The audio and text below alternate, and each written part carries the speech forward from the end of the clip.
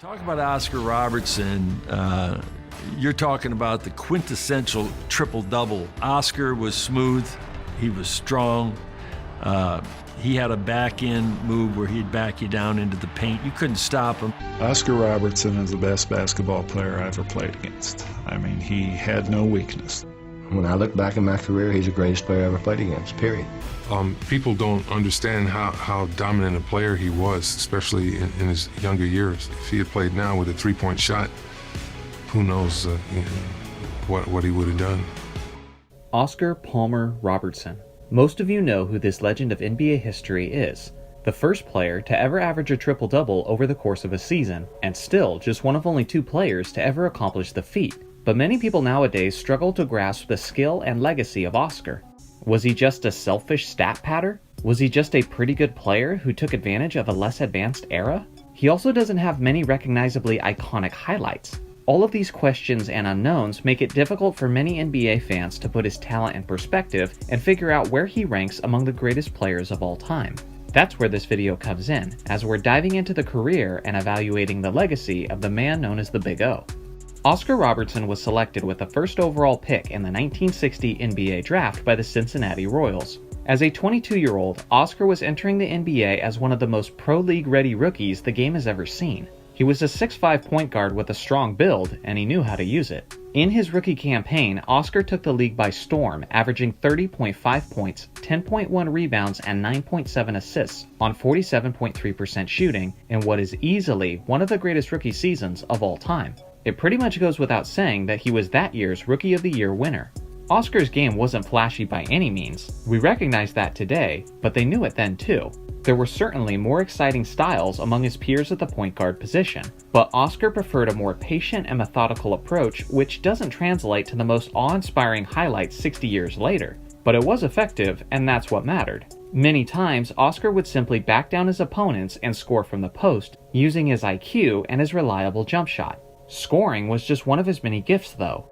Another area he dominated was on the boards, as he used his anticipation and low center of gravity to secure his high rebounding numbers. Oscar's rebounding is a skill of his that I don't think he gets enough credit for, and there's several reasons for this. For one, in recent videos on this channel, we've talked about how rebounding numbers were inflated in the 1960s. The pace of play was faster at the time, which meant more shot attempts, and more shot attempts equals more rebounds. Not only that, but the league as a whole didn't shoot as efficiently back then, which means even more rebounds. That's why there were usually a handful of players averaging near 20 rebounds per game in that era. With that being said, you'd still be wrong to simply disregard Oscar's elite rebounding abilities, because although it was normal for players to get incredibly high rebounding numbers in that era, it wasn't normal for players like Oscar. In each of his first 5 seasons in the league, Oscar finished in the top 20 of rebounds per game leaders, ranking as high as 9th place overall. In each of those 5 seasons, Oscar was the only guard to finish in the top 20 in rebounds.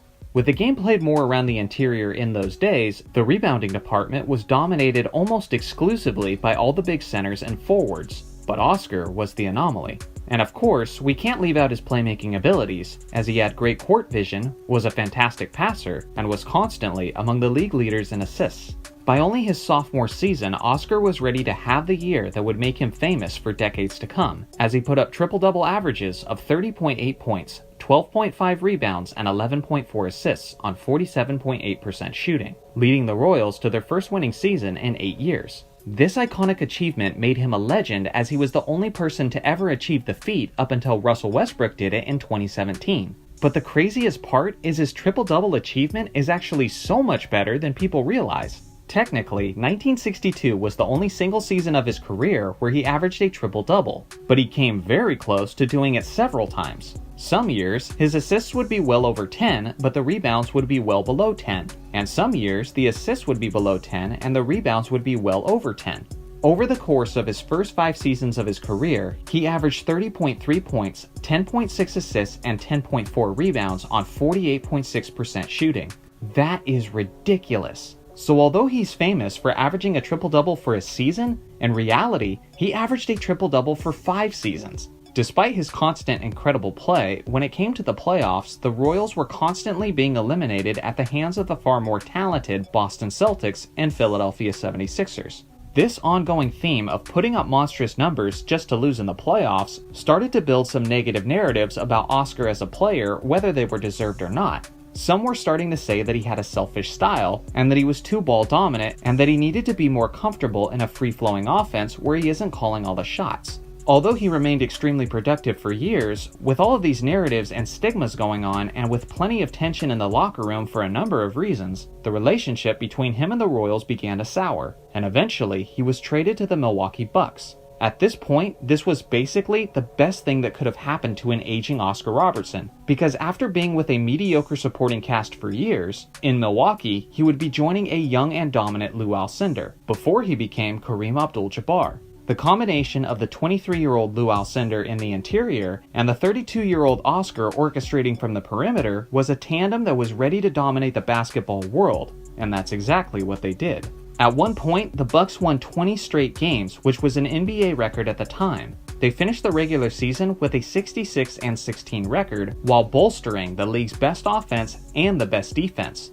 Although Oscar's numbers had significantly dipped now that he was sharing the floor with Alcindor, it was a sacrifice he was more than happy to make in order to win, and they kept doing that into the postseason. They crushed the Warriors in 5 games, crushed the Lakers in 5 games, and then swept the Baltimore Bullets in the NBA Finals, with Oscar putting up 23, 9, and 5 on 52% shooting. He had finally won that elusive championship, cementing his already impressive NBA legacy. Looking at the totality of his career, he made 11 All-NBA teams, he was a 12-time All-Star, and he was the 1964 League MVP. When it comes to the respect he gets among his contemporaries, it was basically as high as it gets. But amongst the community of NBA fans, he's not quite appreciated to the same extent, and that's a tragedy. He might not have the flashiest game, he might not be dunking from the free throw line, but at the end of the day, he got it done.